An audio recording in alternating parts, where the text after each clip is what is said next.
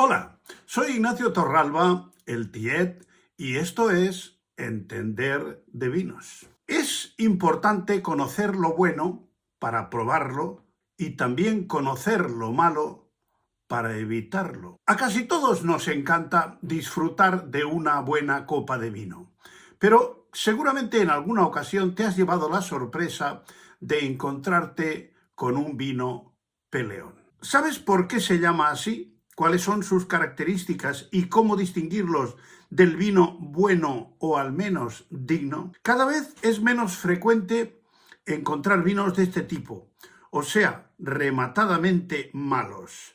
A veces te los dan acompañados de gaseosa para que te los puedas tragar. A pelo es imposible. El vino peleón es un término español que se utiliza para referirse a los vinos corrientes o de mala calidad, normalmente vinos jóvenes y de precio muy barato. Estos vinos se caracterizan por su sabor desequilibrado, carente de matices y elevado grado alcohólico o elevada acidez. Estos vinos no suelen llevar ningún tipo de información en su etiqueta, y si dice algo es del tipo: este vino está elaborado con uvas seleccionadas de nuestros mejores viñedos. Lo que no dice es si se han seleccionado por buenas o por malas. Yo diría que es por lo segundo. En Alemania les suelen llamar Drei-Manner Wein, que significa literalmente vino de tres hombres, porque hace falta uno para sujetar al bebedor, otro para echarle el vino en la boca y el tercero para hacérselo tragar. ¿Por qué hay vinos peleones? Uno de los motivos más frecuentes es por uvas de mala calidad, sin ningún tipo de selección, por lo que suelen ir algunas podridas, lo que suele dar al vino olores y sabores de farmacia, ya sea por uvas podridas o por los productos químicos que se les suele añadir para intentar disimular los defectos. A veces estos vinos peleones están en el extremo opuesto, porque no huelen a nada y saben a menos. Es como si estuvieran aguados. El tanino suele ser agresivo por el exceso de presión de la prensa que exprime hasta el zumo de los raspones y las semillas. No es raro ver en algunos incluso pequeñas iridiscencias en la superficie de los aceites que se han extraído por la excesiva presión sobre las semillas. ¿Por qué se les llama peleones? Básicamente es por la tremenda resaca que te golpea la cabeza y que suelen producir a quienes los beben.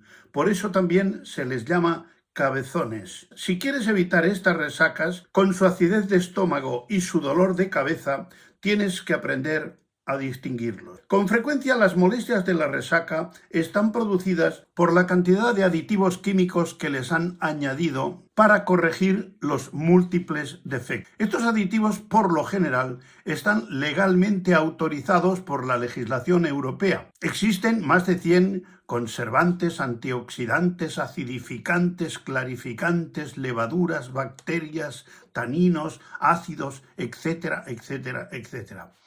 En el primer contacto con la nariz, un vino peleón huele a fruta podrida, que incluso puede llegar a provocar un picor o irritación en la nariz, lo que de entrada es muy desagradable, y hay que ser muy valiente para beberse un vino que huele tan mal. Una vez en la boca, el vino peleón es fácilmente reconocible por su acidez desequilibrada y la confirmación en el gusto del olor a fruta en mal estado. El exceso de alcohol también suele aportar a estos vinos una arista amarga y una sensación de quemazón en la garganta. Prácticamente todo el mundo sabe distinguir una leche en mal estado o un café malísimo.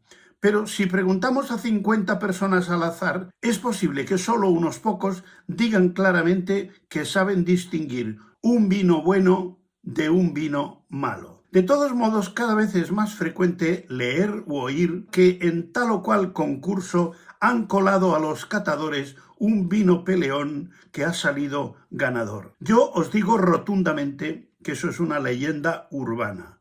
Cualquier persona mínimamente entrenada puede distinguir, sin siquiera llevarse el vino a la boca, un vino peleón entre otros vinos buenos o simplemente regulares. Pero queda muy bien ridiculizar a los expertos. Aunque a veces esos expertos son gente que pasaba por allí y les han dado a probar el vino de una botella con una etiqueta bonita. No es lo mismo un vino peleón que un vino con algún defecto. Un vino puede estar picado, oxidado o con cualquier otro defecto que lo haga descartable. Pero eso no es un vino peleón. Un vino peleón no suele tener ni una virtud que lo salve. Todos son defectos y sensaciones desagradables.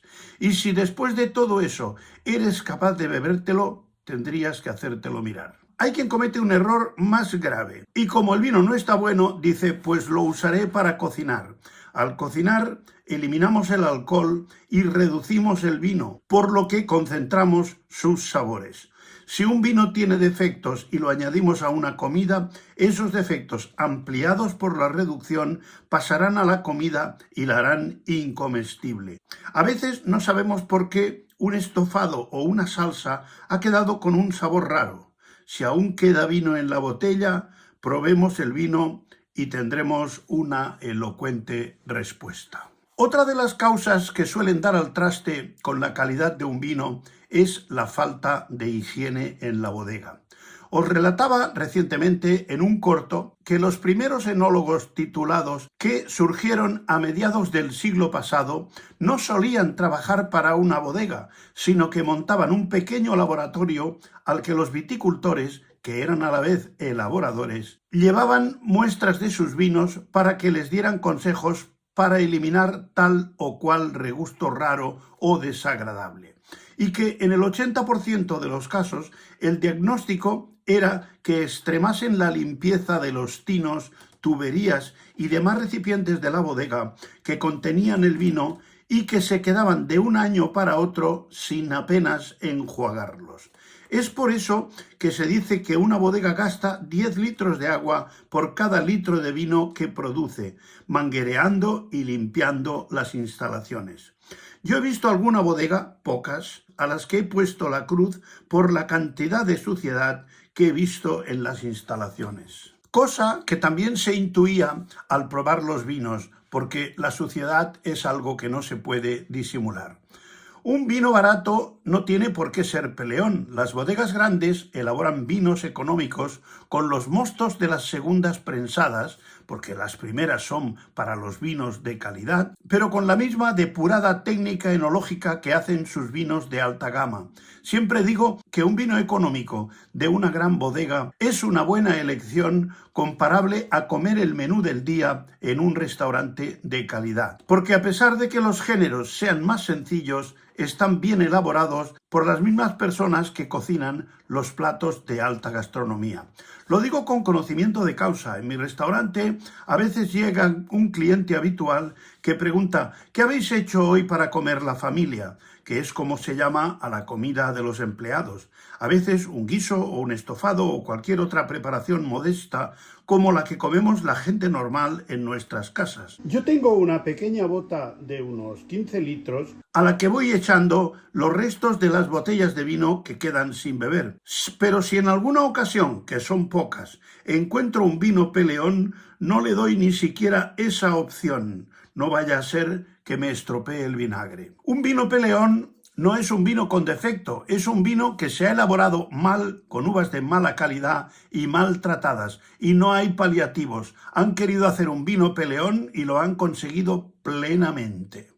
Cuando os encontréis con un vino peleón, no sirve la gaseosa, ni cocinar con él, ni hacer sangría. Lo mejor es echarlo por la fregadera, porque seguramente sus ácidos serán un buen desatascador de tuberías. Y la mejor consecuencia que podéis sacar es anotar el nombre de la bodega y ponerla en la lista negra. Quien saca al mercado un vino peleón no merece nuestra confianza de consumidores. En la etiqueta es legalmente obligatorio que figure el nombre del elaborador o embotellador, aunque a veces dice elaborado por o elaborado para. Por cierto, hay quien no tiene reparos en llamar a su vino peleón.